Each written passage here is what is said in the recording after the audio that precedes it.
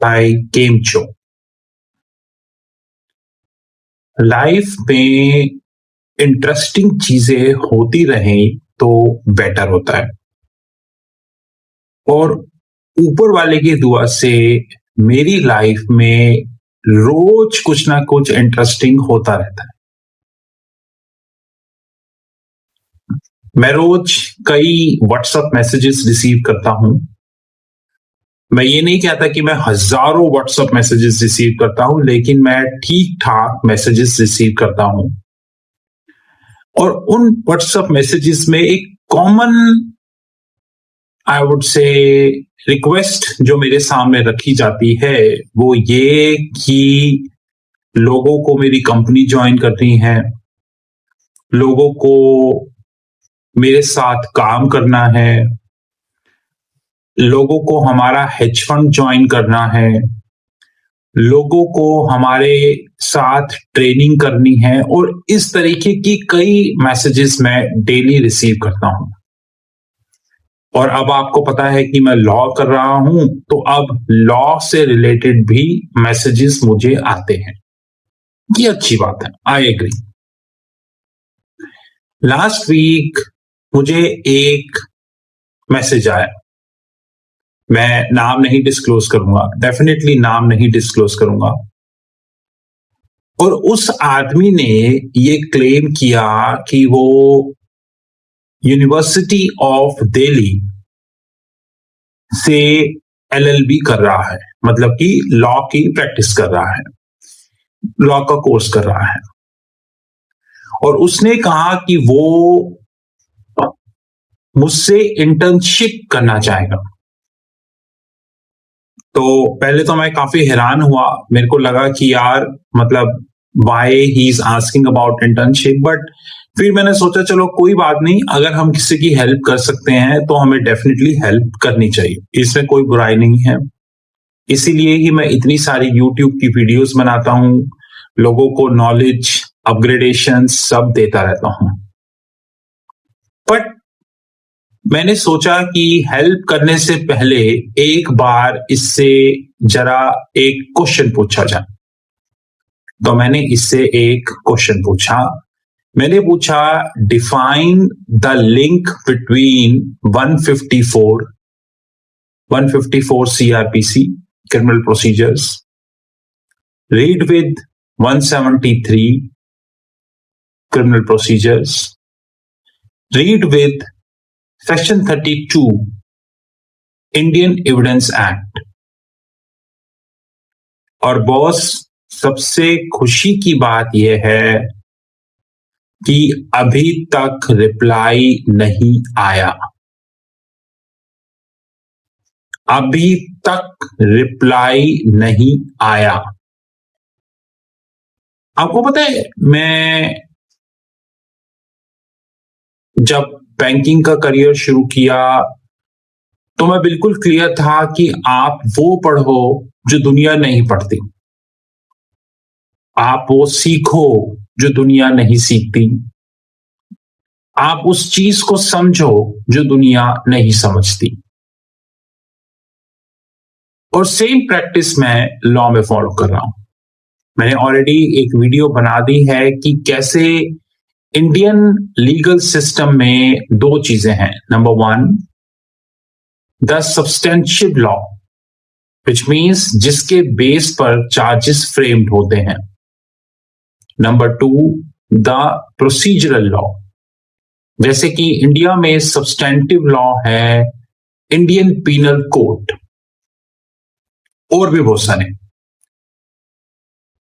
लेकिन जो procedural law है वो है सीआरपीसी क्रिमिनल प्रोसीजर्स, जो है इंडियन एविडेंस एक्ट, और भी बहुत सारे। एज अ लॉ स्टूडेंट आपको इस चीज को अच्छे से समझना होगा, जो मैं उस दिल्ली यूनिवर्सिटी की लॉ स्टूडेंट के एग्जाम्पल आपको पुट कर रहा हूं, कि या तो आप पेपर के लिए पढ़ाई कर लो, कि आपने पेपर के लिए पढ़ाई की और पेपर पास हुआ और ठीक है, अपना काम हो गया, एज सिंपल एज दैट, हमारा काम हो गया, पेपर पास हो गया। या आप उस चीज की टेक्निकल निटी-ग्रिटीज में बिल्कुल डीप डाइव लगाओ, जैसे कि मैं फाइनेंस में लगाता हूं और अब मैं लॉ में कर रहा हूं। गाइस, एक चीज स्पेसिफिकली स्पीकिंग जो लॉ में है और जो फाइनेंस में है, वो एक चीज याद रखें अच्छे से कि दोनों बहुत टेक्निकल टॉपिक्स हैं। ये बहुत मुश्किल है सब्सटेंशिएट करना कि लॉ ज्यादा टेक्निकल है या फाइनेंस ज्यादा टेक्निकल है, लेकिन दोनों ही टेक्निकल टॉपिक्स हैं। और ये मान के चलना कि सिर्फ हम ऊपर ऊपर से पढ़ लेंगे और हमारा लॉ का करियर एक सब्सटेंशियल करियर होगा, ये थोड़ा सा इंटरप्रिटेशन इश्यू है। लॉ के अंदर आपको कनेक्टिविटी बहुत अच्छे तरीके से आनी चाहिए, जैसे कि 154 सेक्शन 154 सीआरपीसी क्रिमिनल प्रोसीजर में चार्जशीट फाइल की जाती है, सॉरी एफआईआर फाइल की जाती है, फर्स्ट इंफॉर्मेशन रिपोर्ट। उसके भी कई तरीके हैं, जैसे कि 154(1), 154(3), और अगर फिर भी आपका काम ना बने तो 156, अगर फिर भी आपका काम ना बने तो सेक्शन 155 भी है नॉन कॉग्निजेबल ऑफेंस का। तो आप ये मान के चलिए कि सेक्शन 154, सेक्शन 155 और सेक्शन 156 ये तीनों आपस में कहीं ना कहीं लिंक करते हैं। इट डिपेंड्स कि किस तरीके का ऑफेंस है, यू नो। सिमिलरली 173 में चार्जशीट फाइल की जाती है या सप्लीमेंट्री चार्जशीट फाइल की जाती है। यह बहुत जरूरी होता है, जैसे कि अभी अभी आपने देखा कि चंदा कोचर के केस में सीबीआई ने चार्जशीट फाइल करी।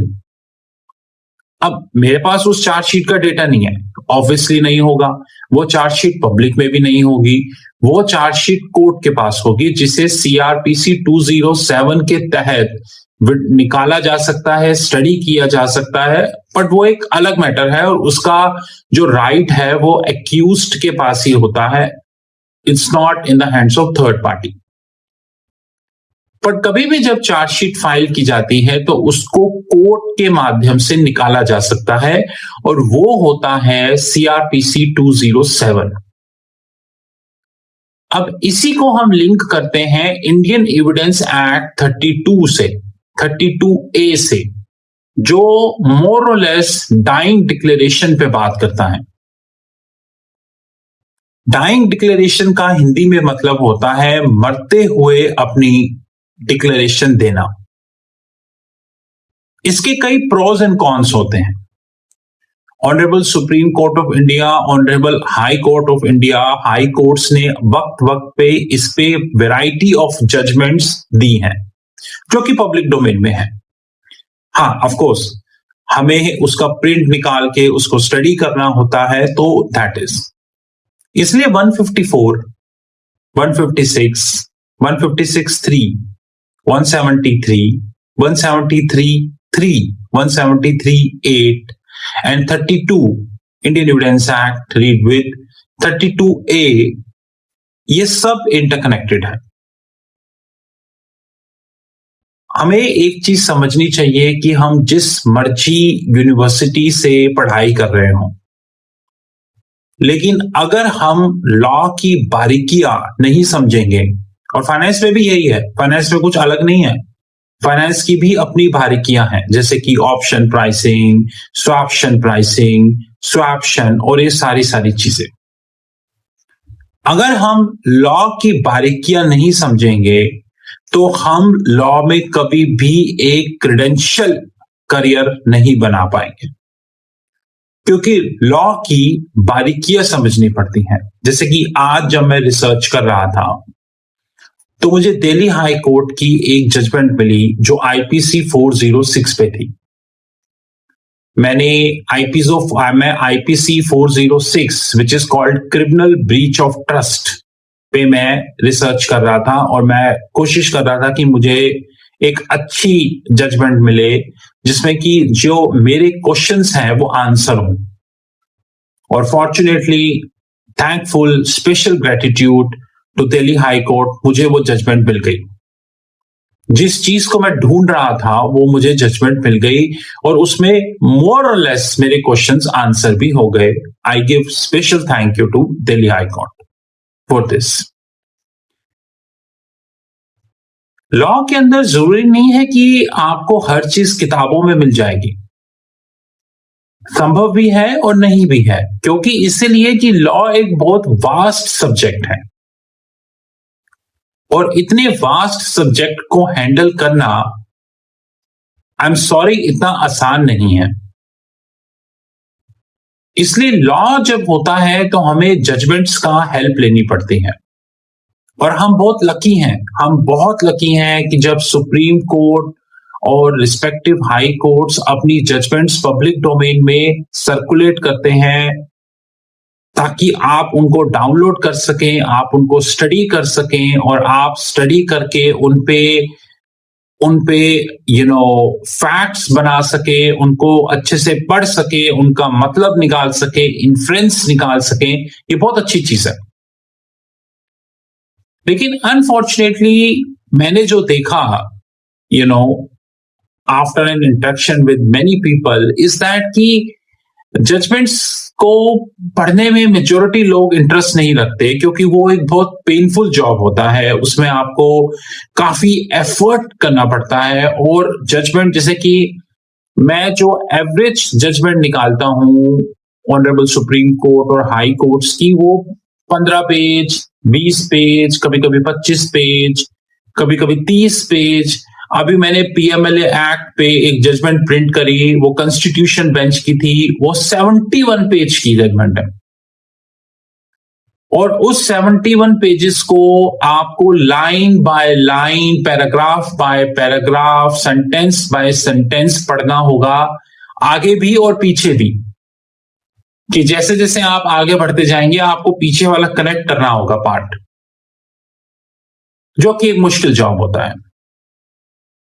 लेकिन लॉ में अगर आपको परफेक्शन चाहिए, लॉ में अगर आपको बिल्कुल बारीकी लॉ की समझनी है, बिल्कुल टेक्निकल डिटेल आपको लॉ की समझनी है, आपको उस केस की स्टडी है कि कोर्ट्स उस केस पे क्या सोचती हैं, कोर्ट्स ने किस समय कौन सी जजमेंट दी और कोर्ट का क्या इन्फ्रेंस था उस जजमेंट में, वो सिर्फ आपको जजमेंट्स पढ़ के ही समझ में आएगा। ऐसी कई चीजें आपको किताबों में समझ में नहीं आएंगी। दैट इज एग्रीएबल कि किताबों में जजमेंट्स का रेफरेंस दिया जाता है और जब किताबों में जजमेंट्स का रेफरेंस दिया जाता है तो उन जजमेंट्स को प्रिंट लेने के लिए तो आपको इंटरनेट की हेल्प लेनी ही पड़ती है।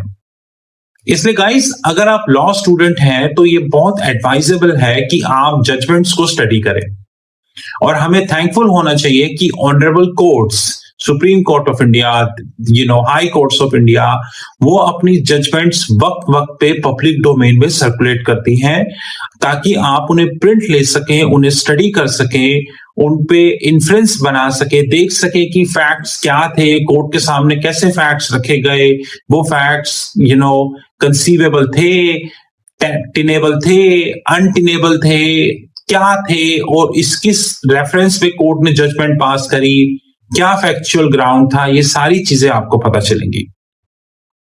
इसलिए इस चीज को समझने की कोशिश कीजिए। लॉ और फाइनेंस दोनों हाईली टेक्निकल टॉपिक्स हैं, हाईली टेक्निकल टॉपिक्स, दोनों मजाक नहीं है। और अब कहने को तो लोग फाइनेंस भी करते हैं हवा हवा में, मैं तो फाइनेंस से ही हूं तो मेरे को तो पता ही है कि नाम के आगे बैंकर रखा होता है और नॉलेज होती है जीरो। इसलिए गाइस, लॉ में बहुत ज्यादा हाइपर टेक्निकल अप्रोच होती है। आपको बिल्कुल एक ग्रेविटेशनल, बिल्कुल एकदम परफेक्शनिस्ट की तरह चलना होता है।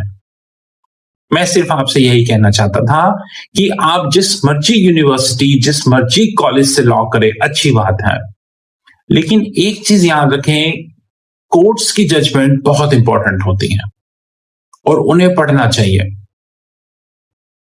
उन्हें अच्छे से पढ़ना चाहिए, line by line, word by word, sentence by sentence, paragraph by paragraph पढ़ना चाहिए और अपनी अपनी जो क्यूरियोसिटी है, जो अपनी नॉलेज है, अपने जो क्वेश्चंस हैं, वो आपके मेजॉरिटी उस जजमेंट में आंसर हो जाते हैं। This is Rahul Magan from Treasury Consulting Group. You knew my personal number 9899242978. Let me repeat 9899242978. In case you have any information, you can visit our fixed income platform www.fixedincome.global. Let me repeat www.fixedincome.global. I thank you to Coates for sharing wonderful judgments. And I wish this great source of knowledge, this great piece of knowledge would continue to flourish on the internet, and we would continue to be the beneficiary of that huge source of knowledge and database, which is invaluable. I'm sorry, I can't value this. Probably somebody else can value it. But for me, this source of information is beyond any valuation parameter. That's what I can say as a finance professional. Thank you very much.